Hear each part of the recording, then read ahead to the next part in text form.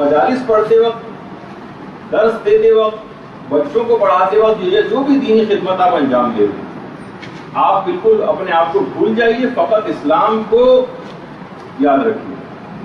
اور اگر آپ کو کوئی چیز نہ پتا ہو تو آپ منع کرتے ہیں.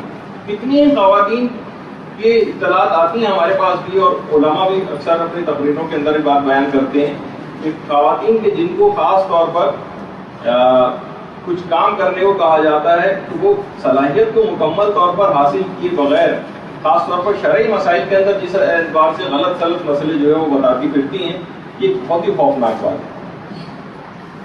دیکھیے اگر پتا ہے آپ کو 100% اور 100% اور یقینی طور پر اتنا تو بتائیں، لیکن جب واقعی آپ کے ساتھ کراس کوشچننگ ہونے لگتی، جب اختلافات مراجع آنے لگتے ہیں، اب آپ اندازے سے یا آئیں بائیں شائیں یا احتیاطی ٹائپ کے مسئلے بنا کر اپنی طرف سے نہ پیش کریں.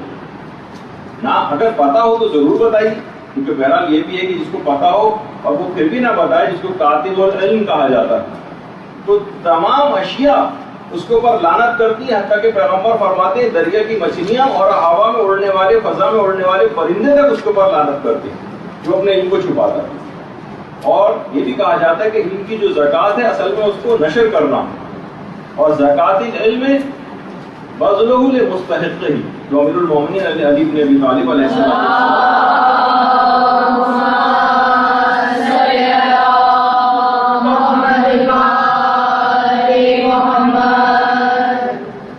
یاد رکھ لیجیے کہ صرف بہت سی خواتین کا طریقہ کار یہ ہوتا ہے، کچھ حوزہ ہائے علمیہ کے اندر افراد بھی ایسے ہیں بس جو آ رہے ہیں سالہ سال سے، 1 سال 2 سال 3 سال 5 سال 7 سال 8 سال، اور اس کے بعد 15 20 30 اور 40 سال ان کو وہاں پر ہو جاتے ہیں، اور اس کے علاوہ بس علم حاصل کرتے چلے جا رہے ہیں اور کام کچھ نہیں کر رہے، معاشرے کے اندر وہ چیز پھیلا نہیں رہے، معاشرے کے اندر علوم اور تبلیغات کو نہیں کر رہے، پھیلا نہیں رہے. باقاعدہ ایک عالم نے جب دیکھا کہ دوسرے عالم کو کچھ کہتے نہیں اور صرف علم حاصل کرتے جا رہے ہیں، تو باقاعدہ ان کو ترغیب دینے کے لیے، ان کو متنبع کرنے کے لیے ان سے ایک سوال کیا. شرعی مسئلہ میں آپ سے پوچھنا چاہتا ہوں. انہوں نے کہا جی فرمائیے. کہنے کے بتائیے کہ مال، احتکار مال، یعنی مال کی جو ذخیرہ اندوزی ہے، چیزوں کی ذخیرہ اندوزی ہے یا اجناس کی جو ذخیرہ اندوزی، یہ کرنا کیسا ہے؟ ان کا بالکل حرام اور گناہ کبیرہ کی فہرست میں بھی یہ ذخیرہ اندوزی کرنا، لیکن اس میں خاص کچھ فقہی مسئلے کب کہا جائے گا کہ ذخیرہ اندوزی کی گئی. تو انہوں نے کہا کہ یہ تو حرام. اچھا کہا کہ اچھا جب احتکار مال حرام ہے تو آپ بتائیے احتکار علم کرنا کیسا ہے، یعنی صرف علم کا ذخیرہ اپنے پاس جمع کرنا اور دوسروں کو نہ بتانا. تو عالم بالکل متنبع ہو گئے اور اس کے بعد انہوں نے تبلیغات کا باقاعدہ جو ہے وہ آغاز کیا. تو بہرحال اگر پتا ہو تو لازمی بتانا ہے. آخری زمانے میں آپ کو پتہ ہی کہ حدیث کے اندر بھی آیا کہ جب بدعتیں بہت زیادہ پھیل جائیں تو صاحبان علم کے اوپر یہ واجب ہو جاتا ہے کہ اپنے علم کو ظاہر کریں. اپنے علم کو ظاہر کرنا کہا گیا ہے، اپنی شخصیت کو بنانا، اپنی شخصیت کو لوگوں کے سامنے لانا، اسباب شہرت کو اختیار کرنا، یہ مراد نہیں ہے. اس سے اپنے علم کو ظاہر کریں، لوگوں کی غلط فہمیاں دور کریں، اسلام کے متعلق جو مسکنسیپشنز ہو رہے ہیں یا جو بدعتیں پھیل رہی ہیں ان کو دور کریں، اپنے علم کو ظاہر کریں، نہ کہ اپنی شخصیت کو پروموٹ کریں. تو بہرحال ہاں اگر نہیں پتا ہے تو آپ یہ بات یاد رکھ لیجئے، آپ کہہ دیجئے کہ مجھے نہیں آتا، پوچھ کے بتاؤں گی. ہو سکتا ہے ایک ہی نشست کے اندر 10 دفعہ آپ کو یہ کہنا پڑے کہ مجھے معلوم نہیں. شرح نہج البلاغہ میں باقاعدہ ابن ابی الحدید معتزلی نے امیر المومنین کو جو حدیث نقل کی کہ لا ادری نصف العلم، یہ جو آپ کہتی ہیں نا کہ مجھے نہیں آتا، مجھے نہیں معلوم، یہ آدھا علم ہے، آدھا علم. امام خمینی مرج وقت اور کتنی علم کے اعتبار سے کیسی پہاڑ شخصیت.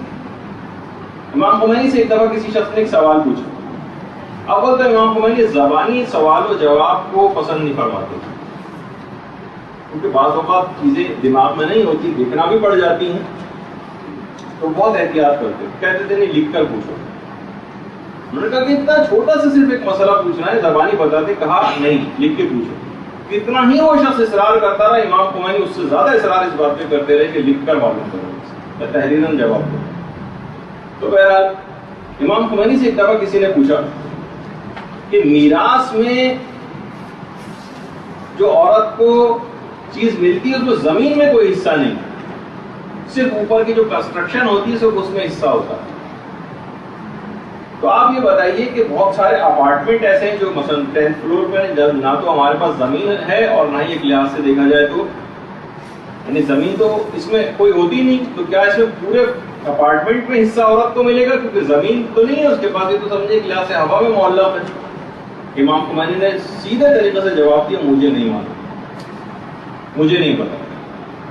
دیکھیے اتنا بڑا آپ کی عالم یہ بات کہنے میں نہیں شرما رہا۔ اس کے علاوہ آیت اللہ احمد خنساری، پتہ نہیں آپ لوگ کتنا یاد رکھ رہی ہیں نہیں یاد رکھ رہی ہیں، کب کیا واقعہ بیان کیا تھا ان کا میں نے آپ سے؟ جی آپریشن والا کہ انہوں نے بغیر اس کے بغیر اینستھیزیا کے اپنا آپریشن کروایا۔ آیت اللہ احمد خنساری سے ایک دفعہ کسی نے سوال پوچھا کہ آپ بتائیے کہ یہ جو حاجی حضرات ہوتے ہیں ان کے لیے زیر سایہ جانا حرام ہوتا ہے، زیر سایہ جانا حالت احرام میں۔ اب آپ بتائیے کہ جو بہت سارے پل بنے ہوئے ہوتے ہیں وہاں پر، جیسے یہ آپ کے سامنے مکے کا پل، یہ تقریباً اسی جگہ پر یہ پل ہے جو اس وقت تصویر میں کہ جہاں پر ایرانی حاجیوں کا قتل عام ہوا۔ تو آپ یہ بتائیے کہ اب پلوں کے نیچے سے اگر جو شخص گزرے گا، مردوں کے لیے مسئلہ، عورتوں کے لیے تو مسئلہ نہیں زیر سایہ جانے کا، پلوں کے نیچے سے جو حاجی حضرات گزرتے ہیں تو کیا یہ بھی زیر سایہ جانا شمار ہوگا؟ آیت اللہ احمد خنساری نے فرمایا مجھے نہیں معلوم، سادے طریقے سے۔ اور پھر امیر المومنین کا وہ جملہ بھی کوٹ کیا کہ لا ادری نصف العلم۔ دیکھیے بہت سارے جبھی میں نے ایک دفعہ آپ کی خدمت میں لطیفے کے طور پر بھی کہ ایک عالم کے بیٹے یہ کہا کرتے تھے کہ میں ایک مکمل عالم دین ہوں، معذرائے مذہب مکمل عالم دین۔ کیسے؟